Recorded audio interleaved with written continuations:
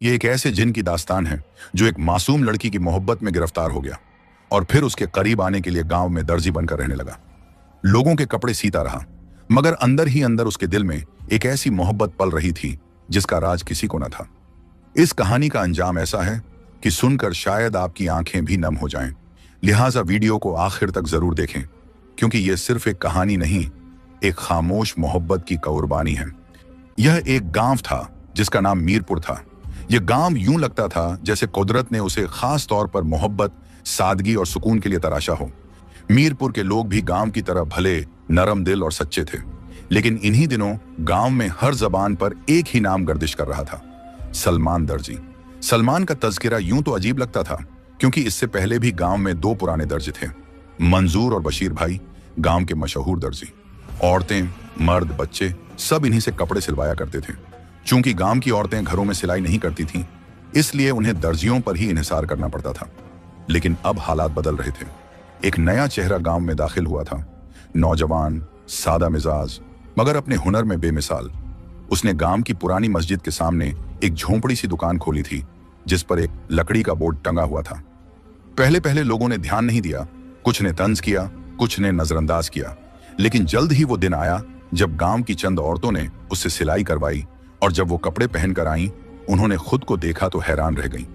सलमान के सिए कपड़े यूं लगते थे जैसे किसी शहर के बड़े फैशन हाउस से आए हों। कमीजों के कट ऐसे, आस्तीनों की फिनिशिंग ऐसी, और शलवार का प्रेजेंटेशन ऐसा कि गांव की औरतें खुद को किसी फिल्मी सीन का हिस्सा महसूस करने लगीं। और सबसे खास बात यह कि सलमान की उजरत हाजी मंजूर से भी कम थी।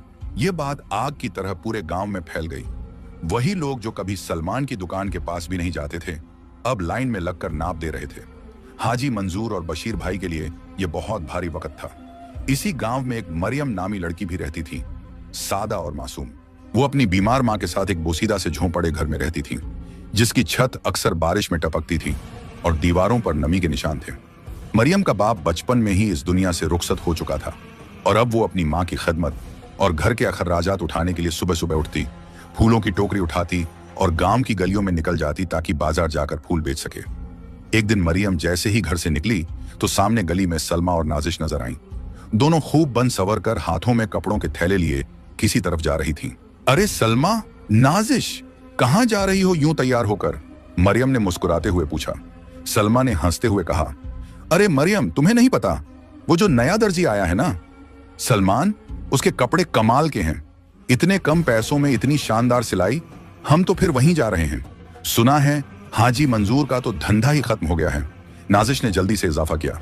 और मजे की बात सुनो, वो इतनी जल्दी काम कर देता है। आज दोपहर नाप दिया, कल शाम तक कपड़े तैयार। मरियम खामोश हो गई। दिल में एक पल सी चुभन हुई। वो जानती थी कि उसके पास न तो इतने पैसे हैं और न ही ऐसी कोई आसाइश कि वो भी अपने लिए सलमान से कपड़े सिलवाती। उसके घर में एक पुरानी सिलाई मशीन थी जो अक्सर रंग खा जाती थी, लेकिन मरियम उसी से अपनी और मां की जरूरतें पूरी कर लेती थी। कभी ख्वाहिश करती थी कि काश वो भी खूबसूरत कपड़े पहने, लेकिन गुर्बत ने उसकी ख्वाहिशों को खामोश रहने की तरबियत दे दी थी। मरियम आज भी हसब ए मामूल बाजार के एक कोने में बैठी फूल बेच रही थी। धूप तेज हो रही थी, मगर उसके चेहरे पर एक मासूम सी मुस्कुराहट थी। उसकी टोकरी में रखे फूल जैसे उसकी तरह सादा, खूबसूरत और महकदार थे। अभी उसे बैठे कुछ ही देर गुजरी थी कि एक नौजवान उसके करीब आकर रुका। वो नौजवान आम सा नहीं था। ऊंचा कद, गंधुमी रंगत, कुशादा पेशानी और नीली आंखें, इतनी गहरी कि मरियम एक लम्हे के लिए जैसे वक्त में रुक गई हो। उसके हाथ में कुछ भी नहीं था, बस निगाहों में नरमी और लहजे में तहजीब। मरियम ने हल्की सी चौंक के साथ सर उठाया। जी, आपको कितने फूल चाहिए? उसने नजरें झुकाते हुए पूछा। नौजवान ने नरमी से मुस्कुराकर कहा, मुझे कुछ फूल चाहिए, अपने घर ले जाना चाहता हूं, लेकिन मेरे पास इस वक्त पैसे नहीं हैं। मरियम ने नरमी से सर हिलाया। आप इसी गांव के हैं? नौजवान ने आहिस्ता से जवाब दिया। जी हाँ, मेरा नाम सलमान है, मैं दर्जी हूं, अभी नया आया हूं इस गांव में। अगर आप मुझे फूल दे दें तो बदले में मैं आपके लिए एक सूट सिल दूंगा। मरियम ने चौंक कर उसे देखा। तो ये है सलमान दर्जी जिसके चर्चे सुन रखे थे। दिल में एक चमक सी पैदा हुई, एक उम्मीद जागी, एक खामोश सी खुशी। अच्छा ठीक है, आप फूल ले जाएं। जब मुझे कपड़े सिलवाने होंगे तो मैं दुकान पर आ जाऊंगी। सलमान ने एक और हल्की सी मुस्कुराहट से उसका शुक्रिया अदा किया। मरियम ने फूल उसके हवाले किए और वो आहिस्ता आहिस्ता वहीं से चला गया। लेकिन जाते जाते एक गहरी नजर मरियम पर जरूर डाल गया। मरियम के दिल में हलचल मच चुकी थी। वो एक मासूम लड़की थी जिसकी जिंदगी में ख्वाब तो बहुत थे, लेकिन कभी किसी ने उन ख्वाबों को छुआ ना था। सलमान की बातों, उसके लहजे और उस वादे ने दिल के किसी कोने में कुछ जगा दिया था। सारा दिन वो फूल बेचती रही, लेकिन दिल हर लम्हा उस एक मुलाकात की तरफ पलटता रहा। शाम को जब सूरज गुरूब होने लगा तो मरियम खाली टोकरी लिए मुस्कुराते हुए घर लौट रही थी। एक सूट तो मैं भी सिलवा ही लेती हूँ, वो भी फूलों के बदले। अगली सुबह मरियम जल्दी जाग गई। घर के झोंपड़ी के कामकाज निपटाए और फिर अलमारी से वो पुराना मगर साफ सुथरा कपड़ा निकाला जिसे वो हमेशा किसी खास मौके के लिए संभाल कर रखती थी। अभी वो गली के कोने तक ही पहुंची थी कि सामने नाजिश और नाजिया आ गईं। अरे मरियम, कहां जा रही हो सवेरा सवेरा? नाजिश ने तंजिया मुस्कुराहट के साथ पूछा। मरियम ने सादगी से जवाब दिया, मैं सलमान दर्जी के पास अपना सूट लेकर जा रही हूँ। कल वो बाजार में आया था, मुझसे फूल लिए, कहा था बदले में कपड़े सिल दूंगा। नाजिया ने हैरानी से नाजिश को देखा, फिर दोनों ने एक दूसरे को निगाहों ही निगाहों में कुछ कहा, जैसे मरियम की बात पर यकीन न आया हो। तुम्हारे पास पैसे भी नहीं थे ना? नाजिश ने पूछा। मरियम ने मुस्कुराकर कहा, इसीलिए तो फूलों के बदले सिलवा रही हूं। वो ये कहकर आगे बढ़ गई, लेकिन दोनों लड़कियां खामोश हो गईं। उनके चेहरों पर अजीब सी चुपतारी थी, शायद हैरत, शायद हसद। नाजिश और नाजिया मरियम को अपनी सहेली कहती थीं, लेकिन दिल के किसी कोने में उसकी सादगी, हुस्न और फितरी खूबसूरती से चिढ़ती थीं। उनके पास महंगे कपड़े, जेवर और आसाइशें तो थीं, मगर वो मासूम चमक, वो नेचुरल कशिश जो मरियम के चेहरे पर थी, उनके पास कभी ना आ सकी। और आज सलमान जैसे खूबसूरत नौजवान का मरियम से यूं बात करना उन्हें अंदर से काट गया था। दोनों की नजरें उस वक्त तक मरियम का पीछा करती रहीं जब तक वो गली के मोड़ पर नजरों से ओझल न हो गई। मरियम के कदम धीरे धीरे सलमान दर्जी की दुकान की दहलीज पर पहुंचे। दरवाजे की चरचराहट से एक नरम सी आवाज उभरी और मरियम ने अंदर कदम रखा। दुकान छोटी सी थी, मिट्टी की दीवारें, किनारों पर कुछ कपड़े लटके हुए थे। एक तरफ मेज पर धागे और कैंचियां बिखरी हुई थीं। सामने एक पुरानी सिलाई मशीन पर सलमान झुका हुआ था, अपने काम में इतना मग्न कि उसे मरियम के आने का एहसास तक न हुआ। दुकान में उस वक्त कोई और नहीं था। मरियम ने थोड़ी हिम्मत करते हुए आहिस्ता से आवाज दी, सलाम अलैकुम। सलमान चौंका, उसके हाथ रुक गए। उसने चौंक कर नजरें उठाईं और जब उसकी निगाहें मरियम से मिले तो उनमें एक अलग सी चमक उभरी। ऐसा लगा जैसे वह मरियम का ही इंतजार कर रहा हो, या शायद वह मंजर, वह लम्हा उसकी आंखों में पहले से लिखा जा चुका हो। मरियम को भी अजीब सा लगा। एक पल को दिल कांपा, मगर उसने खुद को संभाल लिया। वह चंद कदम आगे बढ़ी और अपनी चादर में लिपटा हुआ कपड़ा सामने रखते हुए धीमे लहजे में बोली, ये कपड़ा है सिलाई के लिए। अगर आपको याद हो, आपने कल फूल लिए थे मुझसे। सलमान के चेहरे पर एक खुशनुमा हैरानी उभरी। वह फौरन उठकर सीधा हुआ और कहा, जी हाँ, मैं आपको पहचानता हूं, बहुत अच्छे से। आपके कपड़े कल तक तैयार हो जाएंगे। मरियम ने हल्की सी मुस्कान के साथ सर हिलाया, शुक्रिया। फिर वह धीरे धीरे मुड़ी और दुकान से बाहर निकलने लगी। वह तेज कदमों से अपने घर की तरफ रवाना हो गई। अगला रोज था।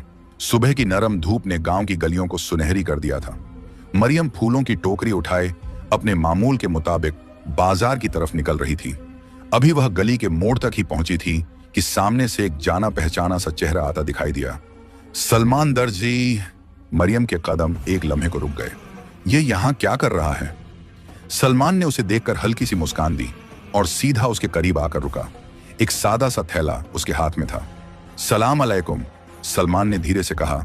आपके कपड़े सिल गए थे, मैं इसी तरफ आ रहा था तो आपको देखकर दे दिए।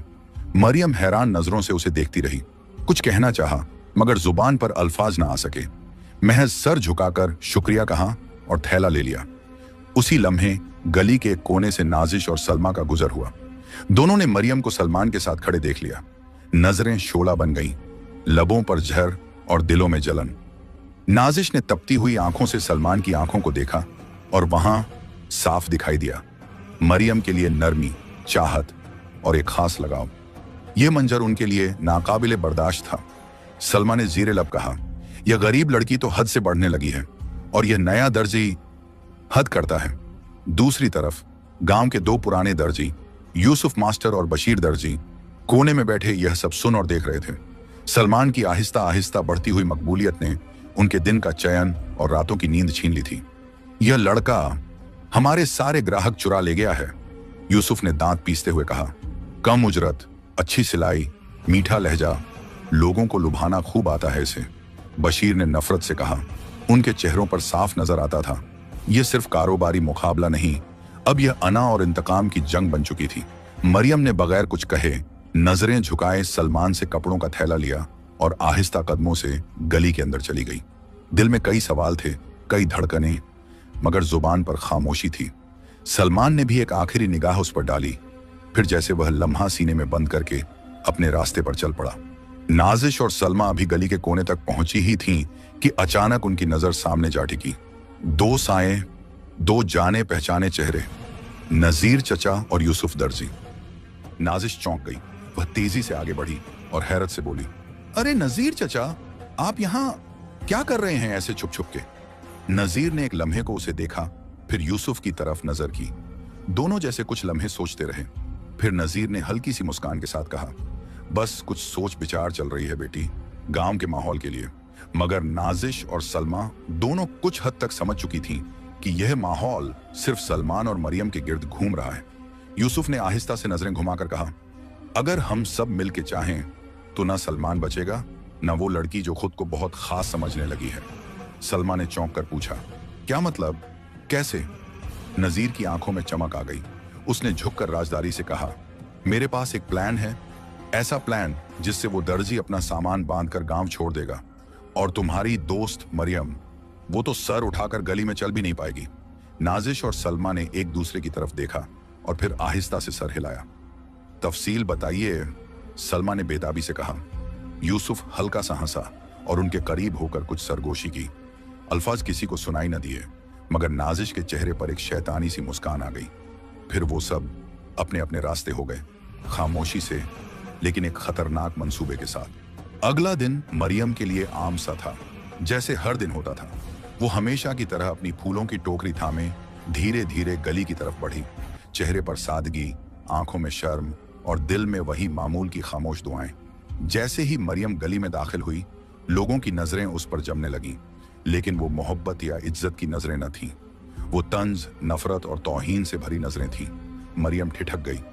ये लोग ऐसे क्यों देख रहे हैं? मैंने क्या किया है? अचानक एक भारी, सख्त और जहरीली आवाज गूंजी, अरे ये वही बेहया लड़की है जो दर्जी के साथ चक्कर चला रही है। शर्म नहीं आती? पूरे गांव की बेटियों को बर्बाद कर देगी ये। मरियम का दिल धक से रह गया। उसके कदम जम गए और वजूद सुन्न हो गया। ये सब उसके लिए कह रहे थे, उस मासूम के लिए। फिर नाजिश और सलमा आगे बढ़ी और उनकी जबानें जहर से भरपूर हो चुकी थीं। हमने खुद देखा है इसे सलमान के साथ, कभी गली में, कभी बाजार में। अब ये अपने आप को बड़ी मासूम समझती है। लोगों ने बिना सोचे समझे उनकी बातों पर यकीन कर लिया। कुछ औरतों ने आसमान की तरफ हाथ उठाए, कुछ मर्दों ने तंज से कहा, ऐसे लोग गांव की फजा खराब करते हैं। मरियम के हाथ से फूलों की टोकरी नीचे गिर गई। आंखों से आंसू बहने लगे। वो रोती हुई, कांपती हुई अपने घर की तरफ भाग गई। लेकिन ये सारा मंजर कोई और भी देख रहा था। एक आंख जो इंसानों की न थी, जिसकी निगाहों से गुस्से के शोले निकल रहे थे। वो आंख सिर्फ देख नहीं रही थी, कुछ सोच रही थी, कुछ फैसला कर रही थी। लोग एक एक करके अपने घरों को लौट गए। नाजिश और सलमा ने एक दूसरे की तरफ देखा और खुश होकर कहा, हम कामयाब हो गईं। मरियम जैसे ही दरवाजा खोलकर झोंपड़ी के अंदर दाखिल हुई तो उसकी मां, जो चूल्हे के पास बैठी दाल चढ़ा रही थी, उसे देखकर साकित रह गई। बिखरे बाल, आंसुओं से तर चेहरा और थर थर कांपता वजूद। मां फौरन उसके पास आई, चादर किनारे करके उसके चेहरे को थामा। मरियम बेटी, क्या हुआ है? क्यों रो रही हो? किसने कुछ कहा है? मरियम अब खुद पर काबू न रख सकी। वो मां के सीने से लगकर फूट फूट कर रोने लगी। सांसें बेतरतीब हो गईं, आवाज कांपने लगी, मगर उसने टूटे टूटे लफ्जों में सब कुछ सुना दिया। मां सुनती रही, खामोशी से। उसका चेहरा संजीदा हो गया, आंखों में दर्द था और दिल में एक मां की बेबसी। चंद लम्हे वो कुछ न बोली, फिर आहिस्ता से मरियम के सर पर हाथ रखा और कहा, बेटी, जब औरत की इज्जत पर उंगली उठती है तो वो सिर्फ एक ताना नहीं होता, वो सारी जिंदगी का दाग बन जाता है, और हम जैसे गरीब वो इसे कभी नहीं धो सकते। मरियम ने मां की तरफ देखा। अम्मी, तो मैं क्या करूं? मैंने तो कुछ नहीं किया। मां ने हल्की सी सांस ली और आहिस्तगी से कहा, मैं जानती हूं तुम बेकसूर हो, लेकिन जमाना कसूर नहीं देखता। सिर्फ चर्चा देखता है। अब एक ही रास्ता बचा है, तुम आज सलमान दर्जी के पास जाना और उसे कहना कि तुम्हारी माँ ने बुलाया है। मरियम हैरत से माँ को देखने लगी। दिल में कुछ सवाल उभरे मगर जुबान खामोश रही। माँ ने उसके हाथ थाम कर कहा, मैं एक समझदार औरत हूँ बेटी, जानती हूँ कि लोग तुम पर क्या इल्जाम लगा रहे हैं, और अगर यही सब चलता रहा तो कोई भी तुम्हें अपनाने के लिए तैयार न होगा।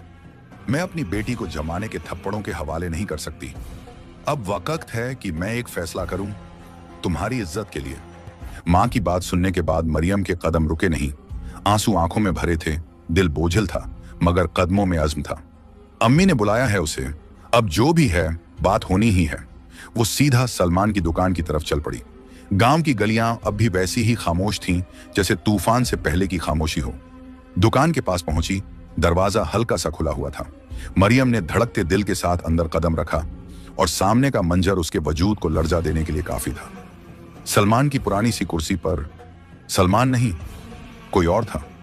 नहीं, वो सलमान ही था, लेकिन उसकी आंखें सुर्ख थीं, चेहरा बदला हुआ और हाथ मशीन पर उस रफ्तार से कपड़े सी रहे थे कि इंसान की आंख उसे देख ही न सकती।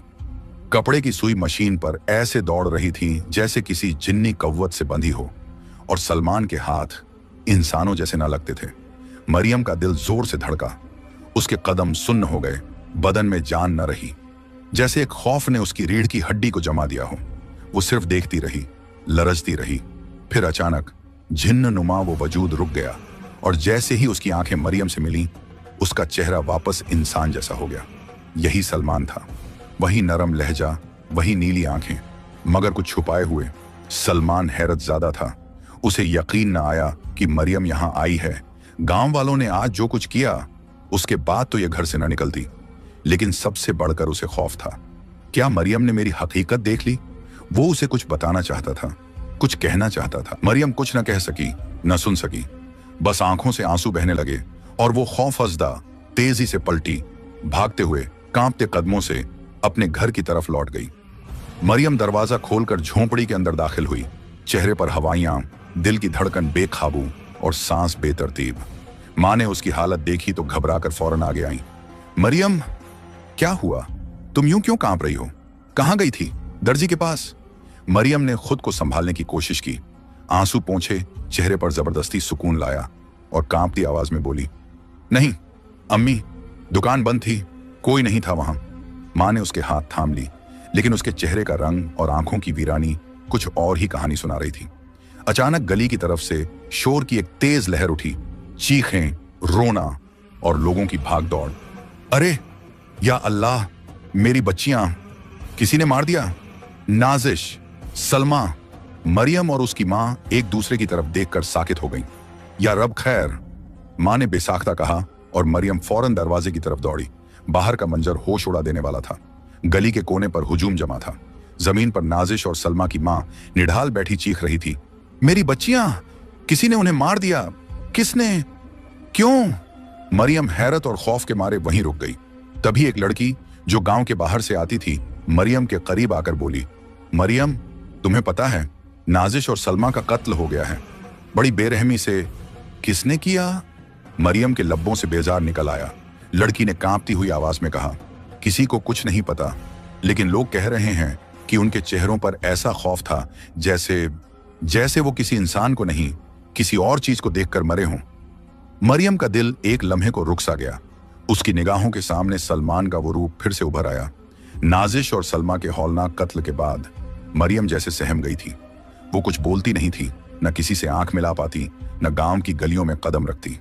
पूरे 3 दिन वो अपने कमरे में चुपचाप बैठी रही, और 3 दिन सलमान की कोई खबर नहीं आई। न उसकी दुकान खुली, न बाजार में किसी ने उसे देखा। ये खामोशी मरियम के खौफ को और गहरा करती जा रही थी। मरियम ने फैसला किया कि वो मामूल की तरह बाजार जाएगी, अपनी जिंदगी को जैसे तैसे संभालेगी। वो कांपते कदमों से फूलों की टोकरी उठाए गली में निकली। हर कदम पर उसे यूं लगा जैसे किसी की नजर उस पर हो। दिल में अनजाना सा बोझ, जैसे साया उसके पीछे साथ साथ चल रहा हो। और फिर उसे साफ साफ कदमों की छाप सुनाई दी। वो ठिठक गई, आहिस्ता से पीछे मुड़ी। कोई नहीं था, मगर उसके चेहरे पर अब हैरत नहीं, यकीन था। ये वही है जो मैं जानती हूं। दिल धड़का, सांस रुकने लगी, आंखों में आंसू तैरने लगे। उसी लम्हे उसने टोकरी जमीन पर फेंकी और तेजी से भागते हुए अपने घर की तरफ रवाना हो गई। दरवाजा बंद किया, कमरे में घुसी और अंदर से कुंडी लगा ली। खामोशी का एक लम्हा और फिर उसकी निगाह बेड के किनारे गई जहां एक खत रखा था और उसके साथ एक पुराना सा लकड़ी का डिब्बा। ये कब आया, किसने रखा? उसके हाथ कांप रहे थे। फिर भी उसने थोड़ी हिम्मत जमा की और आहिस्ता से खत को खोला। कागज पर स्याह रोशनाई से चंद अल्फाज लिखे थे। आंखों ने सतरें पढ़ना शुरू की और हर लफ्ज, हर जुमला दिल पर एक और बोझ बनकर उतरने लगा। मेरा नाम सलमान जरूर है, मगर मैं एक इंसान नहीं, एक जिन हूं। तुम मुझे नहीं जानती, लेकिन मैं तुम्हें बहुत अरसे से जानता हूं, बहुत करीब से। 2 साल पहले की बात है, जब तुम एक दिन फूल बेचकर वापस आ रही थी, तब तुम्हें रास्ते में एक झकमी कुत्ता नजर आया था जिसके पैर में कांटा चुभ गया था। तुमने अपना दुपट्टा फाड़कर उसके पैर पर पट्टी बांधी थी और फिर खामोशी से वहां से चली गई थी। वो कुत्ता मैं था। मैं यहां किसी से लड़कर जख्मी हुआ था और अगर तुम उस वक्त मेरी मदद ना करती तो शायद मैं बच ना पाता। उसी दिन मुझे तुमसे मोहब्बत हो गई थी, एक खामोश बेजुबान मोहब्बत। मैं तुम्हें अक्सर गलियों में, बाजार में छुप कर देखा करता था। तुम्हारी सादगी, तुम्हारी नरम फितरत, तुम्हारे खुलूस ने मुझे कैद कर लिया था। जब मैं दोबारा इस गांव में आया तो फैसला किया कि अब तुम्हारे सामने इंसानी रूप में आऊंगा। मैं चाहता था कि तुम मुझे जानो, मुझे महसूस करो और फिर एक दिन अपने असल रूप से भी तुम्हें आगाह कर दूं। लेकिन तुमने मुझे पहले ही देख लिया, मेरी हकीकत जान ली और मैं जानता हूं मेरी वजह से तुम्हारी जिंदगी में मुश्किलात पैदा हो चुकी हैं। मैं एक जिन हूं और तुम इंसान। हमारा जोड़ मुमकिन नहीं, हम कभी एक नहीं हो सकते, मगर मेरी मोहब्बत हमेशा तुम्हारे दिल के गर्द घूमती रहेगी, एक साया बनकर, एक दुआ बनकर। इस डिब्बे में मैंने तुम्हारे लिए एक छोटा सा तोहफा छोड़ा है। यूं समझो कि ये मेरी आखिरी निशानी है, एक याद जिसे मैं तुम्हें देना चाहता था मेरे दिल की तरफ से। मैं हमेशा हमेशा के लिए जा रहा हूं, तुम्हारी जिंदगी से, इस गांव से, इस दुनिया से जहां तुम हो, और तुम्हें कभी तंग नहीं करूंगा। अब तुम्हें मुझसे डरने की कोई जरूरत नहीं। अलविदा मरियम, तुम्हारा वो जो कभी इंसान न था मगर तुम्हें इंसानों से बढ़कर चाहा। मरियम ने आहिस्तगी से लकड़ी का डिब्बा खोला और उसकी आंखें हैरत से खुली की खुली रह गईं। अंदर रखा था एक निहायत कीमती चमकता हुआ मोतियों का हार। ऐसा हार जो मरियम जैसे सादा गरीब घर की बेटी ने कभी ख्वाब में भी न देखा था। हर मोती में जैसे कोई राज छुपा था, जैसे वो मोती नहीं, दिल के आंसू हों। मरियम की आंखों से खामोशी से आंसू बहने लगे। दिल ने धीरे से कहा, क्या कोई जिन भी इतनी मोहब्बत कर सकता है? क्या कोई यूं बेगर्ज चाह सकता है? मरियम ने सारी बात अपनी मां को बताई, खत, डिब्बा, हार, सब कुछ। मां ने उसे गले से लगाकर देर तक रोने दिया। फिर फैसला किया, यह गांव अब हमारा नहीं रहा, यहां हमें रहने का कोई हक नहीं। उन्होंने वो हार बेच दिया और जो रकम मिली वो मरियम की नई जिंदगी का आगाज बन गई। मां बेटी वो गांव छोड़ गई, हमेशा हमेशा के लिए। गांव वालों ने जो कुछ किया वो जख्म मरियम कभी नहीं भूल सकती थी, मगर सलमान दर्जी की वो मोहब्बत, वो खामोश कुर्बानी, वो हमेशा उसके दिल में एक राज की तरह दफन रही। कभी कभी जब शाम की हवा छत पर बैठती और मरियम फूलों की खुशबू महसूस करती तो सलमान की याद आती और उसके लबों पर एक खामोश सी मुस्कुराहट बिखर जाती। अगर आपको यह दिल को छू लेने वाली कहानी पसंद आई हो तो हमारे चैनल को सब्सक्राइब करें ताकि ऐसी मजीद कहानियां आप तक पहुंचती रहें।